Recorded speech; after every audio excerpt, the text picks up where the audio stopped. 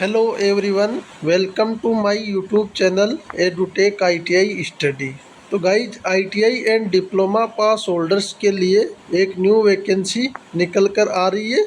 ये वैकेंसी आपकी Maharashtra metro rail corporation limited की तरफ से यहाँ पे ITI and diploma pass holders के लिए वेरियस पोस्ट का अलग अलग क्वालिफिकेशन के आधार पे फुल नोटिफिकेशन आउट हो चुका है।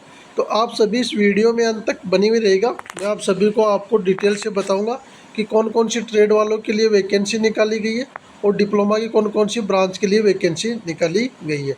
और साथ ही में जो इसका नोटिफिकेशन है और जो अप्लीकेशन फॉर्म है, दोनों मैं टेलीग्राम ग्रुप में शेयर कर दूंगा। टेलीग्राम ग्रुप का लिंक आपको वीडियो के डिस्क्रिप्शन बॉक्स में प्राप्त हो जाएगा। तो गाइज, ये जो वैकेंसी है ये आपकी महाराष्ट्र मेट्रो की तरफ से रहने वाली है, जो कि government of India and government of Maharashtra का डिपार्टमेंट है। यहाँ से आप एडवर्टाइजमेंट नंबर देख सकते हैं, आपका एडवर्टाइजमेंट नंबर है। इसके अलावा ये दिनांक 10/8/2026 को नोटिफिकेशन रिलीज किया गया है। जो इसके क्लोजिंग डेट आवेदन करने की अंतिम तिथि आपकी 25/9/2026 आपकी क्लोजिंग डेट रहने वाली है, यानी कि इसके ऑनलाइन आवेदन चालू है। जो अप्लाई करने का लास्ट डेट है 25 सितंबर रहने वाला है। इसमें अलग अलग क्वालिफिकेशन के आधार पर वैकेंसीज की बात करें तो यहाँ से जूनियर इंजीनियर सिविल वालों के लिए वैकेंसी रहने वाली है नागपुर मेट्रो रेल प्रोजेक्ट के लिए। इसमें आपके पास जो डिप्लोमा रहना चाहिए 3 इयर्स का, जो कि सिविल मैकेनिकल कंप्यूटर इंजीनियरिंग के अंदर आपके पास डिप्लोमा है।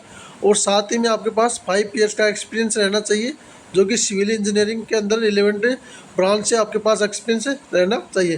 3 पोस्ट रहने वाली है इसकी टोटल, एक यूआर के लिए, एक ओबीसी के लिए, एक एससी के लिए, और जो बेसिक पे आपका 33,000 से 1 लाख रुपए रहने वाला है।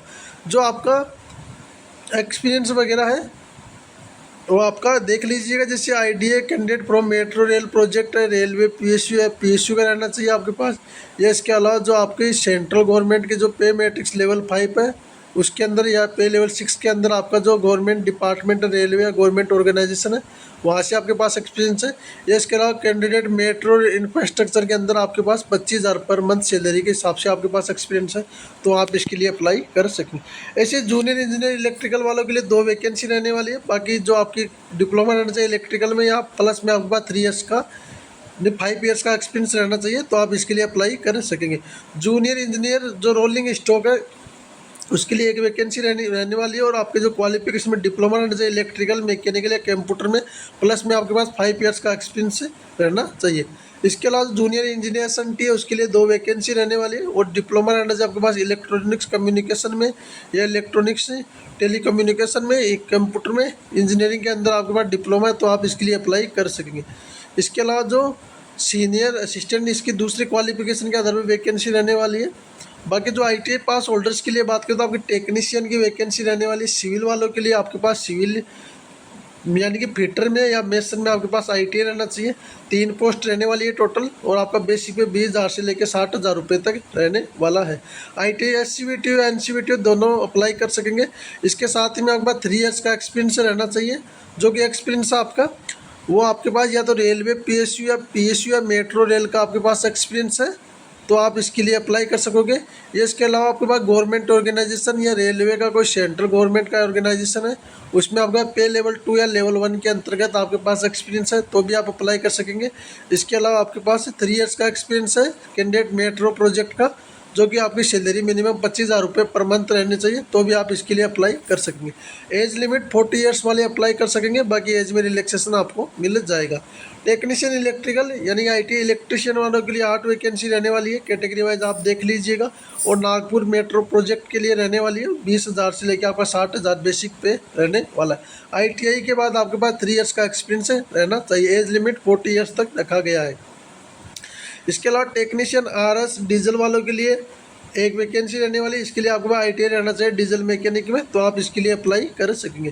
टेक्नीशियन SNT के लिए आपके पास आईटीआई रहना चाहिए NCVT या SCVT इलेक्ट्रॉनिक मैकेनिक में, तो आप इसके लिए अप्लाई कर सकेंगे। साथ ही में आपके पास 3 इयर्स का एक्सपीरियंस रहना चाहिए।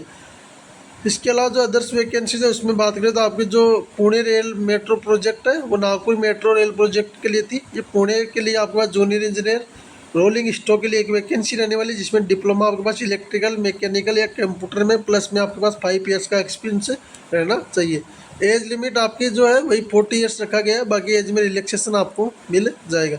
इसके अलावा जो टेक्नीशियन सिविल वालों के लिए एक वैकेंसी रहने वाली है, जिसमें आपके पास ITI एनसीवीटी एससीवीटी से फिटर या मेसन में आपके पास ITI रहना चाहिए। टेक्नीशियन SNT के लिए 3 वैकेंसी रहने वाली है। ITI रहना चाहिए आपके पास इलेक्ट्रॉनिक मैकेनिक में, प्लस में आपके पास 3 ईयर्स का एक्सपीरियंस रहना चाहिए। इसके अलावा जो अटेंडेंट वगैरह की वैकेंसी है, बाकी मैंने आपकी जो ITI और डिप्लोमा पास होल्डर्स की जो भी वैकेंसी थी उसके बारे में आपको बता दिया। इसके अलावा आपका जो सिलेक्शन प्रोसीजर है, इसमें all over India candidate apply कर सकेंगे और ये परमानेंट वाली रहने वाली है। सिलेक्शन प्रोसीजर में आपका पहले रिटन टेस्ट लिया जाएगा, फिर आपका जो ऑफलाइन या ऑनलाइन रिटन टेस्ट होगा। इसके अलावा जो रिटन टेस्ट आपका 70 मार्क्स का रहेगा, बाकी उसके बाद आपका इंटरव्यू वगैरह कंडक्ट करवाया जाएगा। जो टोटल मार्क्स है इंटरव्यू के 30 मार्क्स रहेंगे, और इसके जो आपका एक्सपीरियंस है, एजुकेशन क्वालिफिकेशन, डोमेन नॉलेज पे आपके 30% का इंटरव्यू वगैरह कंडक्ट करवाया जाएगा।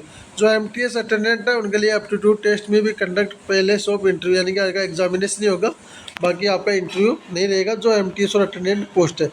एक्सपीरियंस आपका ओरिजिनल रहना चाहिए, जो कि आउटसोर्सिंग एजेंसीज है एक्सपीरियंस है, JEE टेक्नीशियन HR डिपार्टमेंट में आपके पास ओरिजिनल एक्सपीरियंस रहना चाहिए, तभी आप इसके लिए अप्लाई कर सकेंगे। एज रिलैक्सेशन आपको मिल जाएगा, अगर आप SC ST से बिलोंग करते हो तो आपको 5 ईयर्स का, और अगर आप OBC से बिलोंग करते हो तो आपको 3 ईयर्स का एज में रिलैक्सेशन मिल जाएगा। The application should be resident of Maharashtra state and must possible domicile certificate issue by the component authority, यानी कि इसमें जो महाराष्ट्र के कैंडिडेट है वही उनके पास डोमिसाइल सर्टिफिकेट है, उनके पास डोमिसाइल सर्टिफिकेट रहना चाहिए, तभी आप इसके लिए अप्लाई कर सकेंगे। बाकी इसके अलावा प्रोसेसिंग चार्ज वगैरह आपकी एप्लीकेशन फ़ीस है 100 रुपये रहेगी, और 400 रुपये आपकी रिफंडेबल रहेगी। टोटल 500 रुपये रहेगा, जिसमें से आपके 400 रुपये आपको वापस मिल जाएगा। और जो candidate SC ST PWD women candidate है उनके लिए कोई एप्लीकेशन फ़ीस नहीं है, आपकी 100 रुपये एप्लीकेशन फ़ीस रहेगी। इसके अलावा 10 डिटेल मैंने आपको सारा डिटेल बता दिया है। बाकी जो आपको पेमेंट वगैरह यहाँ से आपका हो जाएगा, एप्लीकेशन जो फीस का पेमेंट है वो यहाँ से कलेक्ट कर लीजिएगा। बाकी ये आपका एप्लीकेशन फॉर्म है, ये आपको फिलअप करना है पूरा एप्लीकेशन फॉर्म, और इसको जो एड्रेस दिया गया है इस एड्रेस पे आपको अपना एप्लीकेशन फॉर्म भेज देना है 25 सितंबर 2026 तक। ये एड्रेस आपका general manager HR Maharashtra metro rail corporation limited, metro भवन नियर दीक्षा भूमि नागपुर 440-010, यहाँ इस एड्रेस पे आपको अपना एप्लीकेशन 25/9/2026 से पहले भेज देना है। और जो आपका एप्लीकेशन फॉर्म है ये रहेगा, आपको यहाँ पे अपना पोस्ट का नाम लिखना है, फिर आप नागपुर मेट्रो के लिए अप्लाई करो या पुणे मेट्रो के लिए, वो लोकेशन पे आपको टिक करना है, पोस्ट कोड लिखना है आपको, और इसके अलावा आपके नाम वगैरह, जेंडर वगैरह, फादर नेम वगैरह सारी डिटेल आपको भर के, जो क्वालिफिकेशन वगैरह है पूरा डिटेल आपको फिलअप कर लेना। फिर यहाँ पे आपको डेट प्लस और सिग्नेचर करके यहाँ से आपको एप्लीकेशन फॉर्म भेज देना। एप्लीकेशन के साथ में आपको डॉक्यूमेंट्स लगाने, एजुकेशनल क्वालिफिकेशन के एक्सपीरियंस लगाना है, कास्ट सर्टिफिकेट, NOC सर्टिफिकेट, और साथ ही में DD वगैरह जो ऑनलाइन पेमेंट का DD है वो आपको बनाना पड़ेगा, या ऑनलाइन पेमेंट फीस का आपको स्लिप वगैरह भेजना रहेगा। ये सारी डिटेल आप फिलअप कर लीजिएगा, फिर एप्लीकेशन फॉर्म भेज दीजिएगा। और इस वैकेंसी में सिर्फ महाराष्ट्र के कैंडिडेट ही अप्लाई कर सकेंगे, क्योंकि उनके पास डोमिसाइल सर्टिफिकेट की रिक्वायरमेंट की गई है, तो उनके पास डोमिसाइल सर्टिफिकेट कंपलसरी रखा गया है। बाकी गाइस इस वीडियो में इतना ही। किसके अलावा कोई डाउट या क्वेरी रहता है तो कमेंट बॉक्स में कमेंट कीजिएगा, मैं आपका ज़रूर रिप्लाई दूंगा।